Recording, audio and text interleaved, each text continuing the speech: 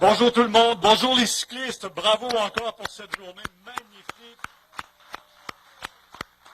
Je dois vous dire, monsieur le maire, la dernière fois qu'on est passé à Montmagny, il faisait 38 degrés, je pense, et il faisait chaud, c'était humide.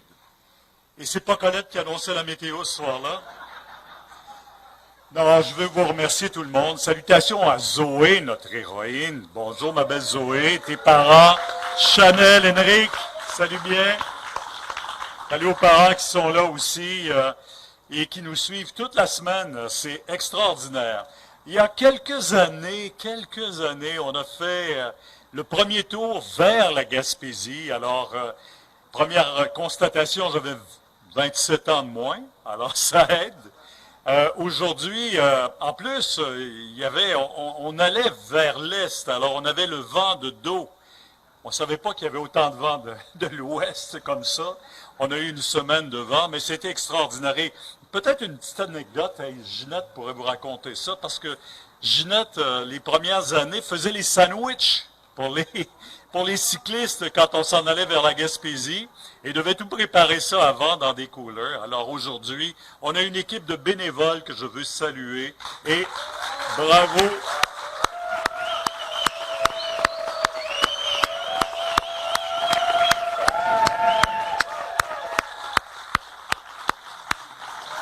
Et qui a pris la relève et qui fait les choses en grand, je dois dire. Merci partout parce que sur le parcours où on passe, IGA nous offre des repas aussi.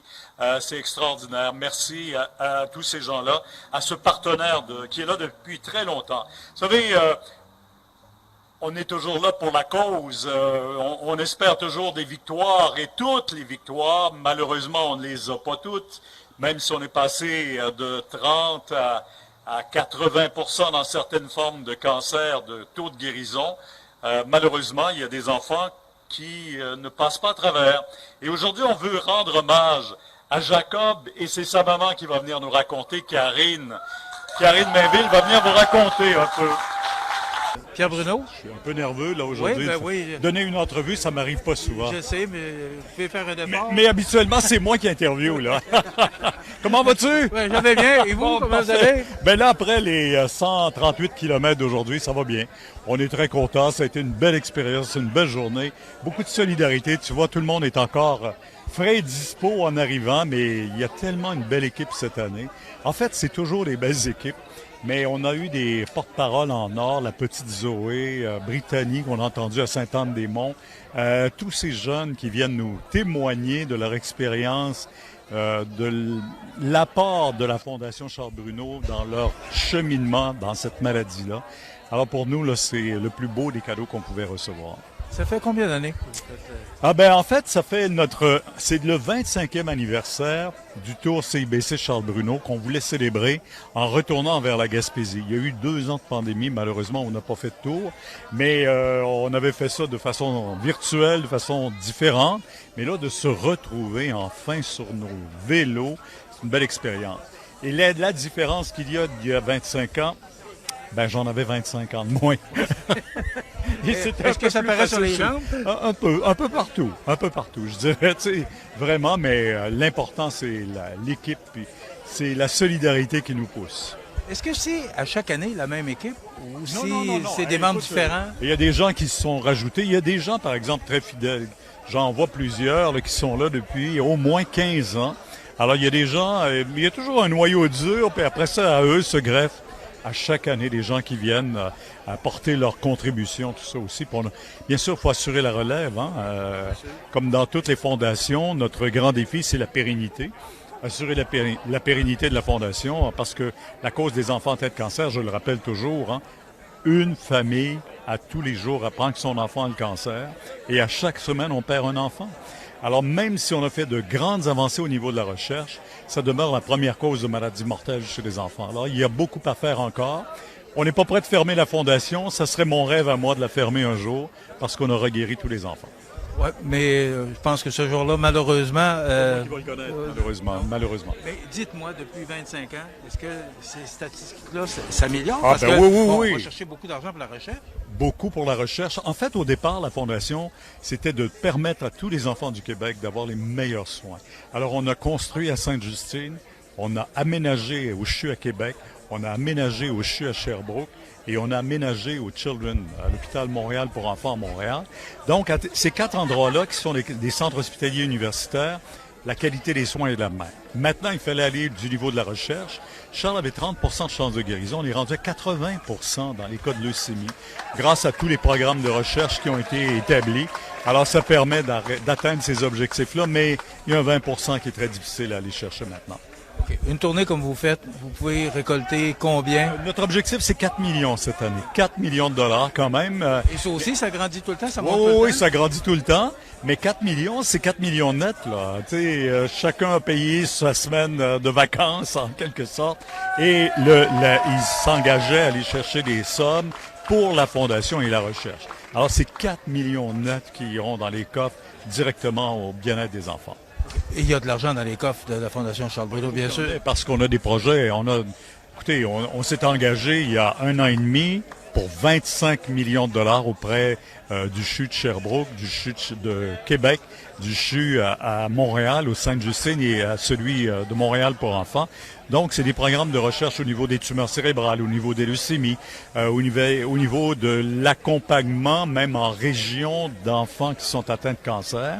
Alors, c'est des programmes qui sont très bien étoffés. Alors, nous, on y contribue à la hauteur de nos capacités. Et ces 25 millions, c'est des gros dons.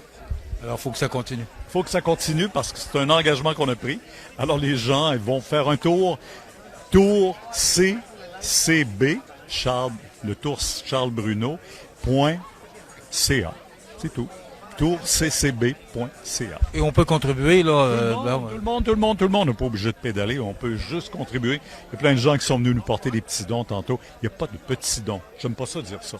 Il y a des gens qui sont venus nous porter un don parce que chaque don est important, chaque dollar est important. On n'a pas idée comment ça peut changer la vie des jeunes au niveau, quand ils apprennent qu'ils ont... on avait le témoignage d'une jeune à Sainte-Anne-des-Monts qui est venue à Matane nous raconter un peu son histoire.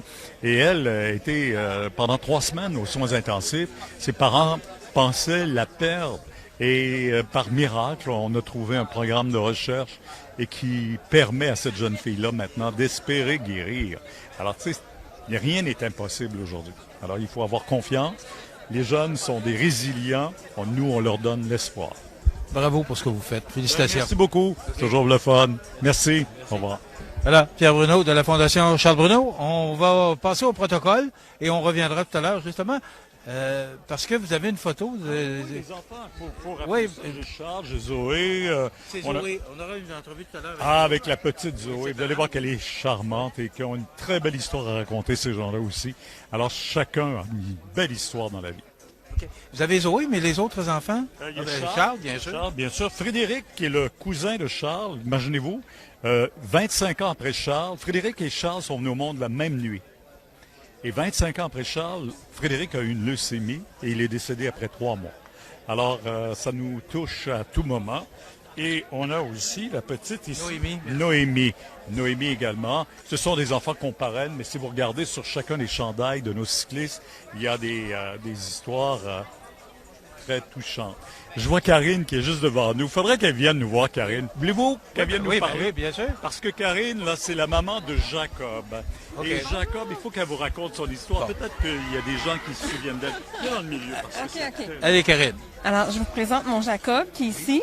Alors, Jacob, mon fils, est décédé en 2019 d'une leucémie myéloïde très, très agressive. 8 jours entre le diagnostic et son décès.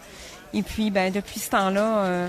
on met tous nos espoirs avec la recherche pour les autres qui suivront, même si Jacob n'a pas eu la chance, lui, de s'en sortir. Là. Fait qu'on essaie de vendre la cause. Alors, on est avec l'équipe de cyclistes. Nous, on pédale pas. On est dans le véhicule suiveur, mais on est là pour aider la cause. Des fois, je me demande, est-ce que les gens sont sensibles? Parce que là, on comprend, vous êtes une maman qui avait perdu votre enfant. Est-ce que les gens sont sensibles et compréhensibles dans ce qui se passe?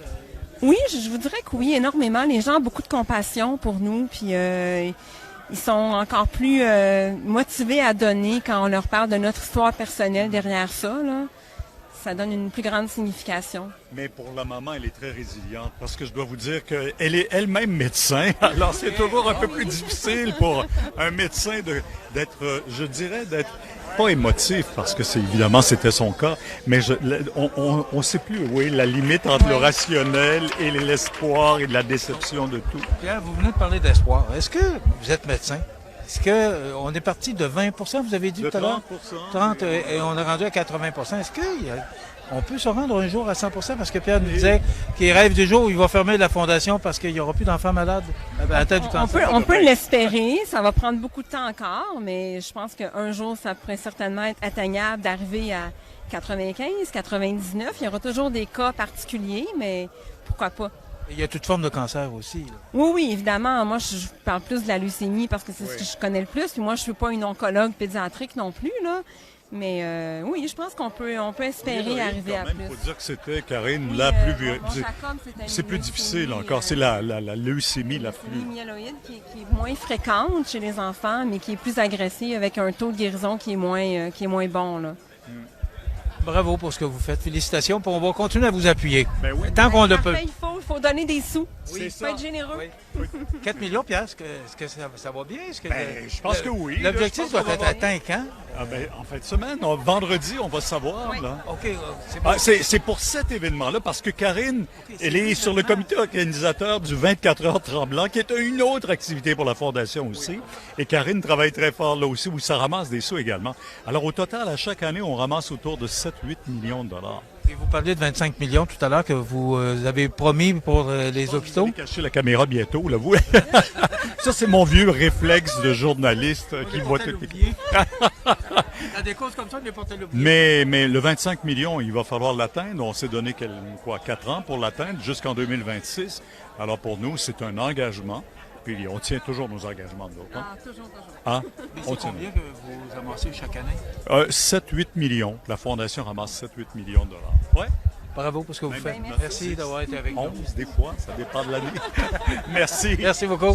Et merci pour votre côté technique. Voilà, Pierre Bruno de la Fondation Charles Bruno et du Tour CIBC. Charles Bruno,